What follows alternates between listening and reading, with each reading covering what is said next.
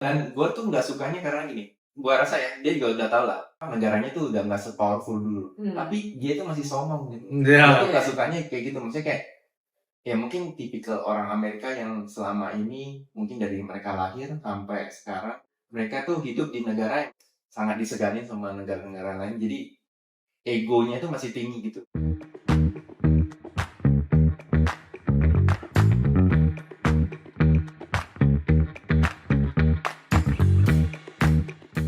Hai guys, welcome to Podium Podcast yang medium aja.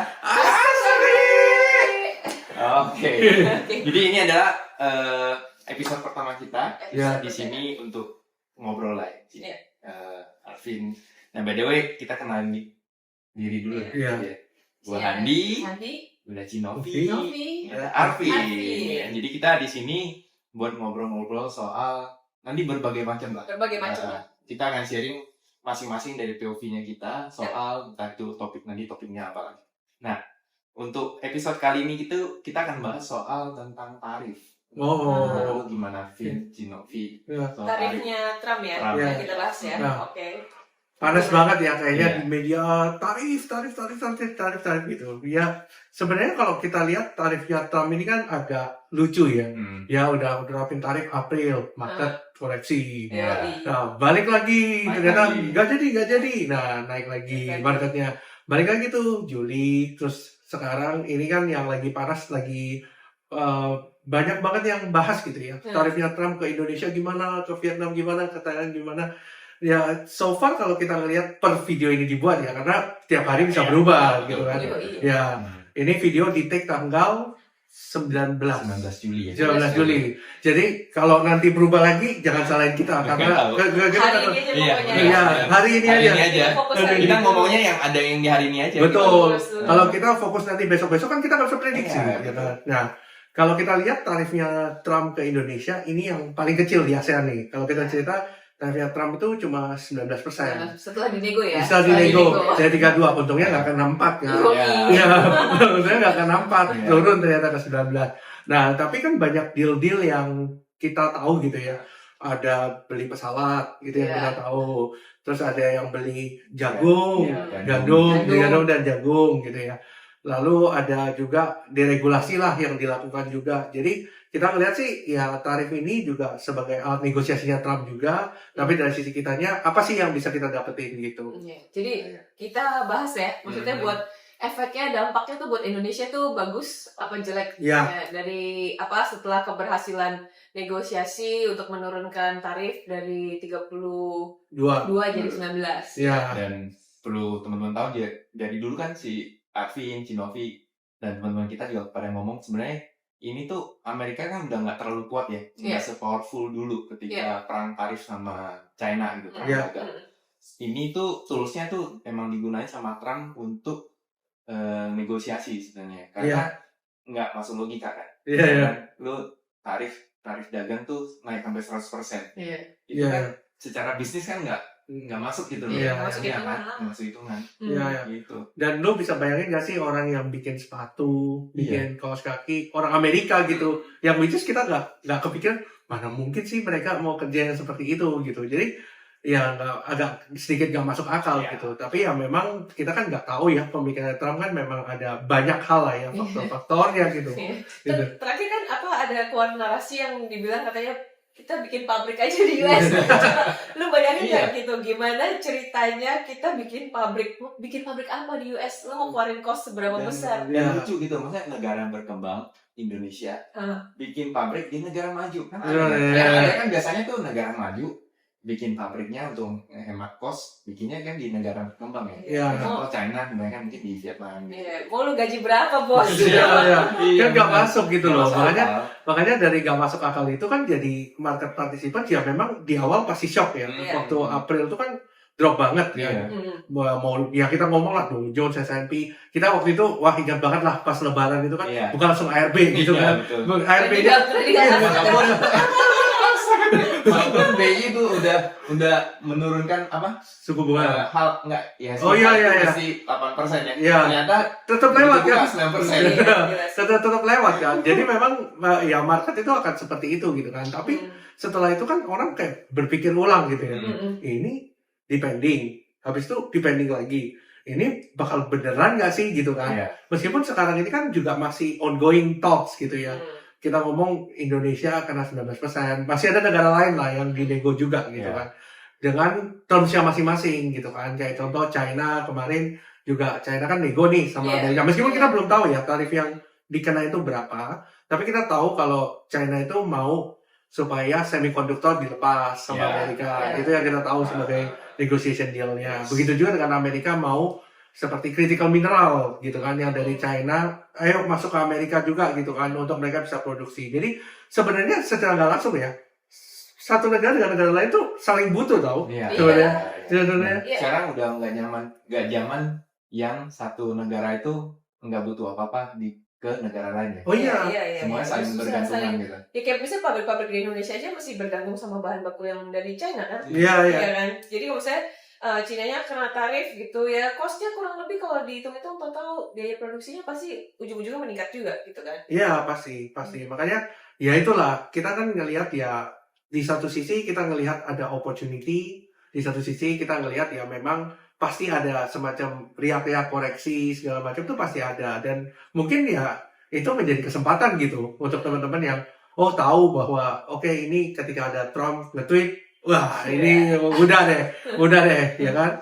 Nah jadi ya somehow Trump ini kayak influencer ya. Iya benar sih, kayak influencer banget gitu. Dan gue tuh nggak sukanya karena gini, karena gue rasa ya dia juga udah tahu lah negaranya tuh udah nggak se-powerful dulu, tapi dia tuh masih songong gitu. Gue tuh nggak sukanya kayak gitu, maksudnya kayak ya mungkin tipikal orang Amerika yang selama ini mungkin dari mereka lahir sampai sekarang sampai tua gitu, mereka tuh hidup di negara yang benar-benar dijunjung tinggi atau sangat disegani sama negara-negara lain, jadi egonya tuh masih tinggi gitu. Karena sebenarnya kalau misalkan mungkin ntar Alvin bisa kasih fakta data gitu kan, Amerika udah nggak sekuat dulu gitu. Gue tuh kenapa sih lu masih songong sedangkan lu tuh butuh gitu loh sama yang lain gitu.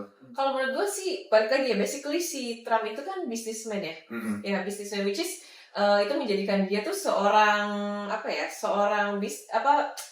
bos instead of a leader gitu kan. Jadi yang dia lakukan sekarang ini, dia kalkulate apa keuntungannya dia bisa ambil, karena dia jadinya trader sebenarnya. Dia trader memanfaatkan posisinya dia, karena dia tahu tweetnya dia tuh sepowerful itu gitu. Apa yang dia ngomongin itu tuh bisa membawa impact ke market gitu, market global. Which is ya dia bisa, kalau dia bisa manfaatin benefitnya ya memberikan dia keuntungan yang kayak gitu. Cuman ya ya zongnya buat kita. Jadi kita sebagai trader tuh udah nggak perlu technical gitu. Iya, udah jadi kita pantau tweetnya. Kita lebih kayak harus mengevaluasi, menilai gitu, maksudnya apa maksud hidden message-nya di balik tweetnya dia, di balik kebijakannya dia tuh lagi mau ngapain gitu, dia mau apa. Jadi sekarang gue tanya nih, mewakili kita. Jadi menurut kalian apa yang terjadi saat ini gitu, statementnya dia itu apa hidden message-nya gitu? Apa ini beneran begini keadaannya, memang dia sampai segitunya, atau memang ada trik-trik lain? Sama ini, salah satu gue cenderung agak curiga. Kalau Trump itu biasa ke negara lain atau negara yang menurut dia tuh nggak terlalu gimana-gimana tuh, itu dia jarang tweet. Bayangin yang terakhir ini dia nge-tweet saking gitu hebohnya, dia ngomong kita udah deal banget nih sama Indo gitu loh, Indonesia. Padahal kan kayak sebenarnya nggak harus, sebelum-sebelumnya nggak begitu gitu loh. Itu yang menurut gue tuh agak cenderung aneh sih. Ya, sama mungkin masyarakat global juga melihat Indonesia dibandingkan dengan, katakanlah kita ngomong dealnya dengan China atau European Union, itu kan lebih gede kan. Tapi dia nge-tweet sangat berapi-api gitu ya tentang Indonesia, dan waktu itu gue ingat banget scene-nya, mungkin nggak tahu ya bisa ditunjukin apa enggak. Waktu itu kan dia ngomong, kita sudah deal nih sama Indonesia, kita sudah dapat agreement yang bagus banget.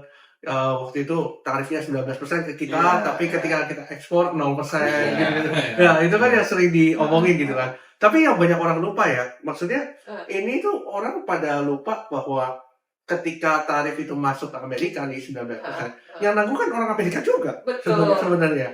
Barang-barang di sana jadi Iya, mahal, kan pasti kan. Ya, barang-barang di sana kan jadi mahal. Jadi ya apa ini juga mau mencoba gitu ya untuk bikin uncertainty supaya the Fed-nya berpikir ulang, jangan sampai ekonominya ambruk dulu nih, baru lu selamatin. Ini gua udah ngasihin, ini gua mau nerapin tarif nih. Ini kalau lu nggak bantu dari segi moneternya, gua nggak bisa apa-apa nih, karena gua mau nyelamatin pemerintah gua juga, karena defisitnya gede dan segala macam. Mungkin ada hidden message di situ, karena mereka juga nggak bisa kayak pemerintah Amerika itu kan demokratis kan, dia nggak bisa pengaruhi itu, misalnya pemerintah pengaruhi the Fed, begitu juga sebaliknya gitu kan, karena itu nggak bisa, karena the Fed itu independen dan pemerintah ini kan ada unsur politisnya kan, ibaratnya dia mau terpilih lagi atau apa, itu kan ada faktor food lah di situ, makanya kenapa mereka itu the Fed harus independen, makanya Jerome Powell kan mau diserang berapapun, bodo amat ya. Gak bisa segampang itu, dia mau diganti kan, mau diturunin sama si Trump. Iya, dan Trump itu kan sudah, maksudnya dari, bukan Trumpnya doang, bahkan dari White House-nya juga sering ditanya gitu kan, jadi gak sih mecat Powell dan segala macam. Dan hari ini ngomong iya, terus berapa jam kemudian bilang, oh nggak bisa kayaknya, kita nggak bisa kayaknya mecat Powell. Ya gitu, itu yang terjadi gitu, makanya mungkin dolar indeks itu kan dropnya dalam banget ya setelah itu kan, makanya kenapa aset lain kalau kita lihat emas, terus kita lihat silver, dan crypto Bitcoin naiknya luar biasa gitu, itu kan jadi salah satu aset lain lah yang bisa mendapatkan flow gitu. Begitu juga kalau orang pegang suatu utang negara nih, misalnya simpelnya gini, ada negara nih pendapatannya kecil banget tapi pengeluaran gede banget gitu kan, nah berarti kan dia harus ibaratnya gali lubang tutup lubang lah ya gitu, karena ambil utang dan segala macam. Nah kalau kita nih sebagai investor suruh beli mereka punya suatu utang juga nggak berani kan, karena pendapatannya kecil banget, pengeluaran gede banget gitu kan. Akhirnya ya udah, akhirnya nggak ada yang mau pegang obligasinya Amerika, dibuangin, dolarnya juga dibuangin, akhirnya larinya ke aset lain gitu. Tapi sekarang menurut lu tuh aliran uangnya atau money flow-nya tuh udah lari ke emerging market tuh. Nah, itu menarik sebenarnya kalau kita ngomong itu ya. Kita tarik kan dari, kita ngebahas dari Trump ngomongin soal tarif, ngomongin soal cut rate. Nah, sekarang kita tarik benangnya ke arah market nih, ke arah emerging market, termasuk terutama indeks saham Indonesia ya. Menurut kalian tuh nanti gimana impact-nya kurang lebih ke depan buat pasar saham kita tuh seperti apa? Ya, kalau kita ngelihat kan sekarang flow yang paling kelihatan itu dolar indeks kan drop ya, dia beralih ke aset lain, bukan negara lain sekarang. Nah, aset lain tuh yang paling kelihatan tuh S&P 500. Kalau kita lihat all time high kan, karena mereka kan nggak ada hubungan sama government dan segala macam kan, mereka kan lebih ke arah swasta dan arahnya itu kan Trump itu kan deregulasi gitu kan. Itu yang banyak orang, sisi lain yang orang nggak lihat gitu. Bahkan analis aja, mungkin gue bisa bilang dari analis kayak JP Morgan, kita lihat Bank of America, waktu Trump tarif itu mereka ibaratnya sudah sangat bearish gitu ke US market, dan ternyata akhirnya kembali malah balik ke all time high lagi kan. Jadi ibaratnya ya itu gue bilang kan, maksudnya even orang pintar aja, sekelas fund manager aja nggak bisa 100% gitu loh, ngeprediksi benar gitu. Bahkan hampir semua house loh kita lihat kayak, wah semua ini akan bearish, terus akan bear market segala macam karena ada tarif, ternyata kan nggak terjadi semuanya, malah balik. Malah balik kan. Ya jadi kayak gitu. Dan sekarang kan pertanyaannya, apakah flow akan lari ke emerging market? Itu kan yang menjadi pertanyaan kan. Nah, triggernya tuh sebenarnya ada beberapa. Salah satu adalah mengenai cut rate ya kan. Ya kita tahu lah sekarang ini data ekonomi Amerika kan juga masih, kita bisa bilang kadang positif, kadang negatif, kadang positif, kadang negatif. Jadi belum bisa mengambil keputusan, karena kan the Fed kan berdasarkan ini kan, berdasarkan datanya mereka. Nah setelah itu kita ngelihat, kalau berdasarkan survei ya, kalau kita ngelihat sekarang nih, ibaratnya September sama Desember itu 2 kali lah, kurang lebih ya, sampai akhir tahun ini 2 kali doang gitu. Nah tapi kan pasti ada orang yang sudah chip in duluan nih, pasti ngejar kereta dulu kan, ngejar kereta dulu, ngebet kan. Sekarang pertanyaannya emerging market mana yang mereka mau kejar gitu kan. Sementara kalau kita lihat beberapa negara develop market juga ada beberapa yang menarik kan. Contoh European Union itu kan juga indeksnya juga lagi bagus juga. Lagi bagus juga. Jadi sekarang itu yang menjadi masalah liquidity ini terbatas. Tidak berbeda dengan 2021. Itu yang banyak orang mungkin nggak notice gitu. Ketika waktu tahun 2021 kan suku bunga rendah, terus stimulus juga ada. Nah, kali ini memang suku bunganya turun, tapi turunnya di level yang tinggi gitu loh. Ya, jadi ini kan yang menjadi kayak orang ketika, wah kalau gua invest di Amerika nih, gitu bisa dapat 4,5% gitu. Tapi kalau kita invest di emerging market, bisa nggak kita dapat USD terms 4,5%? Nah, itu yang menjadi trade off-nya di situ. Sama yang paling penting buat IHSG itu likuiditas sebenarnya. Which is sekarang problem banget problem utama banget. Ya, problem utamanya di situ. Ketika ada IPO jumbo, kita kan tahu sendiri kan. Ketika jadi semua 3 triliun gitu. Yang lain semua langsung nggak bergerak stuck nggak bergerak karena semua tarikin duit, prepare duit buat beli saham-saham IPO. Ya, jadi kita bisa ngeliat tuh dari situ kan kita bisa ngeliat poolnya itu sekecil itu ternyata gitu loh. Sekecil itulah market kita ya. Ya, masalahnya gini ya. Gue tuh sering denger, baik kita dari dulu ya, bilang, wah ISG ini disandingin sama S&P 500, disandingin sama Nasdaq, segala macam. Menurut gue tuh masih sama-sama jauh. Even kita disandingin sama Nikkei, sama Kospi aja masih terlalu jauh. Ya kan? Likuiditas kita kan mungkin kecil banget. Apa ya, kayak mungkin satu IHSG mungkin satu saham piketnya mereka. Ya, dan yang menjadi problem juga salah satunya kan ini ya, maksudnya kita ngelihat indeks kita itu sudah begitu, dan kita kan jadi karena volumenya likuiditas terbatas, asing juga ragu-ragu mau masuk kan. Makanya kenapa kalau kita sering lihat ya, kalau IHSG turnover sudah di bawah 10 T, asing pasti keluar. Asing pasti exit. Kenapa? Karena ya itu mereka kan menjaga likuiditas itu, jaga likuiditas itu kan. Makanya kecenderungannya pasti exit. Gitu kan. Nah, setelah itu kan kita harus ngelihat juga weighting kita itu di indeks global itu cuma 1,5%. Ya mungkin kecil, makin kecil kan. Ibaratnya kalau gua misalnya sebagai fund manager global gitu ya, gua bayangin wah ada negara kayak China gitu 30%, kita lihat India berapa persen. Maksudnya gua kalau punya weighting segitu, gua willing tuh untuk datang ke China, gua cari tuh perusahaan mana yang bagus gitu kan. Karena bisa dapat return yang lebih baik. Tapi kalau 1,5%, gue kayak ya udahlah, gue beli indeks aja lah. Geli-geli doang. Iya, benar sih. Iya benar kan. 1,5% tuh geli-geli doang. Kecil loh. Berasa banget. Ya 1,5% tuh kecil banget gitu. Makanya kita harus ngelihat makanya kenapa Pak PP kan berusaha banget tuh untuk membantu, berusaha membantu. Meskipun dijagal terus. Tapi yang bunyi-bunyi. Tapi menurut gue sih kita harus berterima kasih sih sama saham-sahamnya Om PP, which is dengan keadaan asing outflow terus, even sampai hari ini kan dari big banks mau ada sentimen cut rate pun nggak terlalu berasa. Betul. BI aja terakhir cut rate yang minggu lalu juga enggak. Iya, which is harusnya itu sentimennya cukup positif untuk mengundang inflow masuk kembali ke big banks Indonesia, which is enggak. Tapi bersyukur masih rebalancing sama saham-sahamnya Om PP ya kan, kan kayak TPI Brand. Berapa hari ini kenaikannya lumayan signifikan kan, Brand, PTO, Cuan, ya dengan adanya CDI IPO ternyata ya ngasih inflow likuiditas yang lumayan lah buat kita, buat para nggak kebayang sih kalau nggak ada mereka ya, nggak ada mereka, bengong, dia bengong loh, lebih banyak bengong loh.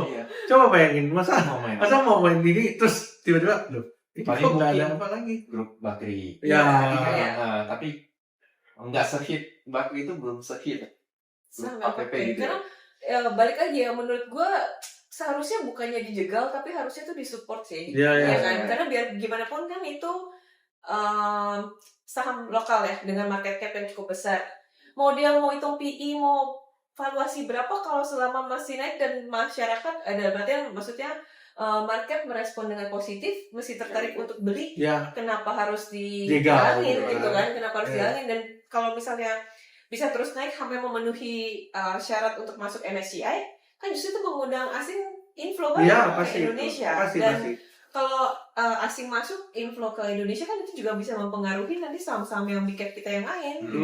Iya. Jadi mungkin story-nya adalah jangan ini ya, jangan jatuh cinta gitu ya ke saham-saham tertentu gitu, atau ibaratnya nggak mau ini tapi maunya sih maksud ini. lu gini loh, lu kalau memang nggak suka sama saham ini, ya udah gitu loh, diem. Ya lu yang lain lah, gitu, jangan nyingkirin yang ini dong gitu ya. Menurut gua begitu. Lu mau arahnya kemana nih? Lu mau arahnya kemana nih? Kita sama-sama tahu ya. Maksud gua gini loh, memang kalau misalnya di market tuh pasti ada banyak apa ya?